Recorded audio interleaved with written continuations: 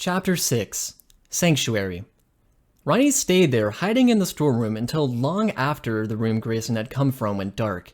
He had no desire to die a third time, and wanted his actions to reflect that. It'll happen again, but it sure as hell won't be my fault when it does. He knocked lightly on the door to see if anyone inside would react, but after hearing silence, he turned to the handle. As soon as he did, the voice spoke. Status effect added. Sanctuary. Boosts dogma by 25% while inside of the holy temple. What is it now, voice? Is that supposed to be a hint? The room was small, and its walls were lined with busts of vaguely humanoid figures and candles. At the heart of the room was an altar with the same kind of inscriptions as the stat checker. When he approached it, the marks began to glow in a green hue. I'd wager that this is magic. The inscriptions tend to indicate that. He kept his distance from the strange artifact. His attention turned to the statues, all of which were placed on pedestals decorated with varying colored gemstones. There were 6 pedestals in total, but only 5 statues. The statues that were present depicted grotesque creatures. Among them, there was an ape with 3 heads and dozens of eyes on each of them, and a woman whose face was simply a giant, skinless mouth. These are their gods? I'm amazed that they can think worshipping these things is a good idea. The vacant 6th pedestal was the largest in the room by a wide margin, and it was covered in green gemstones. Green, huh? That's the same color as the smoke from the stat shack. And that altar is glowing green too. This must be where Wiseman's statue is supposed to be. Looks like they don't worship him. I can't say I blame them. While he was thinking about worship, he remembered that he'd seen something on his stat sheet that mentioned something about religion. He pulled up his stat sheet and in his mind's eye and checked to see what it was. Yeah, looks like I do have one. An ability called prayer. Might as well give it a try. It says that I have to pray to an entity of my choosing. Easy enough. He put his hands together and said a prayer asking to be sent back to Earth. Nothing happened. Is that not how I'm supposed to use it? I wonder. Wiseman, he grumbled. Give me a blessing. Status effect added. Wiseman's blessing. Grants a 25% increase to all dark magic. 2 hours. Upon seeing that Wiseman had listened to him, his forehead crumpled in irritation. So you can hear me, but you've just been choosing to ignore me until now, he addressed the empty pedestal. Despite everything I've been through thus far. And the blessing you gave me doesn't even sound useful. If anything, it sounds evil. I guess that's on par for you, Wiseman. Seeing that there was nothing else to examine in that room, Ronnie put his ear to the door, and after making sure that nobody was behind it, slipped out. He came into a big, empty chapel that was essentially a larger version of the one he'd just been in. It had bigger, more detailed statues of the gods on the walls, and a larger altar at the center. Naturally, the biggest pedestal, the one that Wiseman was supposed to be on, was empty. It was a great relief to see that he was the only one inside, but he was too weary to explore it in detail. Instead of taking an unnecessary risk to his safety, Ronnie stayed low and hugged the wall as he crept toward the exit. As soon as he stepped out into the hedge garden outside, the voice informed him that the sanctuary was no longer active. He wasn't one to care. Finally outside. That was a tough journey. Ronnie wanted to be done then and there, but the truth was that he was still within the confines of the castle's walls. There was still work to be done, and while he didn't feel like he had the strength to continue, it was either that or death. He stayed on his feet. The hedges were several feet wide and about twice his height, tall enough to hide from the bowman that stood atop the wall. Despite the maze-like design, Ronnie managed to find the gate that led into the courtyard without much trouble. It was already unlocked and open, but Ronnie didn't dare go past it. The gate that mattered, the one that connected the palace with the middle ring, was lowered. There was no escape until it was open, and even if it had been open, he wasn't brave enough to go out into the open where guards were almost guaranteed to notice him. He crawled onto a hedge and hid. There's no guarantee that they'll open the main gate tomorrow, but there's also no guarantee that there's a second exit. I think I'll take my chances and stay here to wait out the night till an opportunity to escape arises. Plus, I'm less likely to be found if I'm not moving. The night was cold, but the shrubbery was thick enough to make for a decent, though prickly, blanket. It was a stretch to call it comfortable, but after all the walking, he was exhausted. In the relative safety of his shelter, Ronnie started to feel drowsy. He woke to the relentless ringing of a bell. It was the same one as the night before, and when he peeked out from the shrub, he saw that there were already a few hundred people standing in the courtyard. A steady stream of guests was coming in from behind them. Are these announcements a daily affair or something? It seems excessive to have so many of these. But they did kill Wiseman's vassal last night, so maybe it's about that. Either way, it looks like I got lucky. With this big of a crowd, blending in will be easy.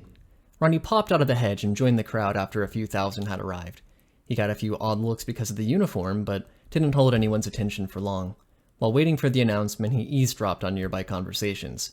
It seemed that nobody knew what the meeting was going to be about, though most seemed to think that it was about the ongoing war. About half an hour after the first ring of the bell, the rings stopped abruptly. Everyone looked up to the balcony where the previous day's announcement had been held and saw the king come out instead of Grayson. It was a change that caused the crowd to shift from its usual rowdiness to a more solemn silence. The king had a heavy look on his face. My people, almost 200 years ago, old Barnock fell at the hands of Wiseman's vassal.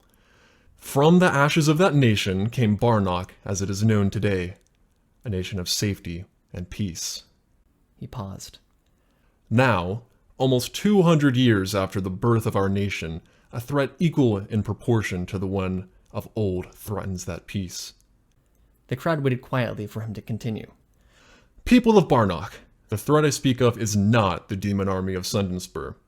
The war they have waged against us is one from which Barnock will emerge victorious. Of that, you may rest assured.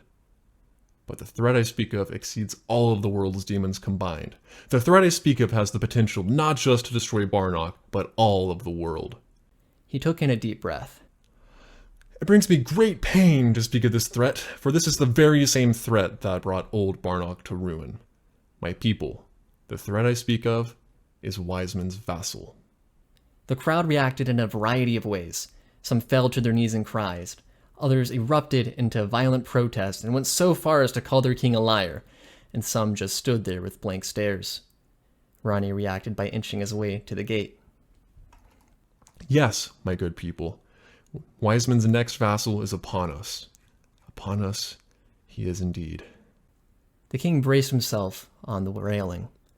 But we will not sit idly while they turn our nation to dust. No, my people, we will fight this calamity. We will not sit idly and watch as the next dark age begins. My people, as I speak, Wiseman's vassal is somewhere within this city's walls. But Barnock has not yet fallen. The crowd looked up at their king, unsure of what he was getting at. Ronnie was almost at the gate. It's unknown why this is the case, but for some reason, the vassal is much weaker than any godly vassal in history. Wiseman is on his last legs, and it shows in how weak his vassal is.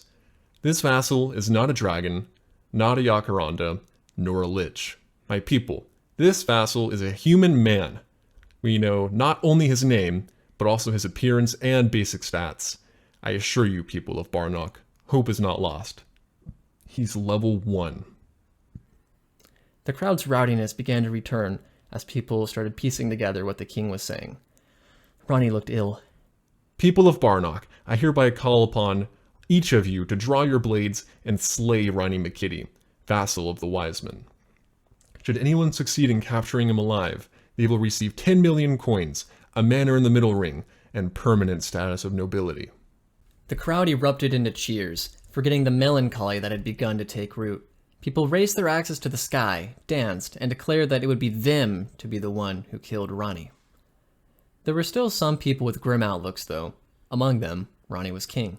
People stepped away from him as he hyperventilated. A whole fucking country wants to murder me? What the fuck is this shit? What did I do to deserve this? I don't deserve this. I should be driving to the office I shouldn't be not fucking here.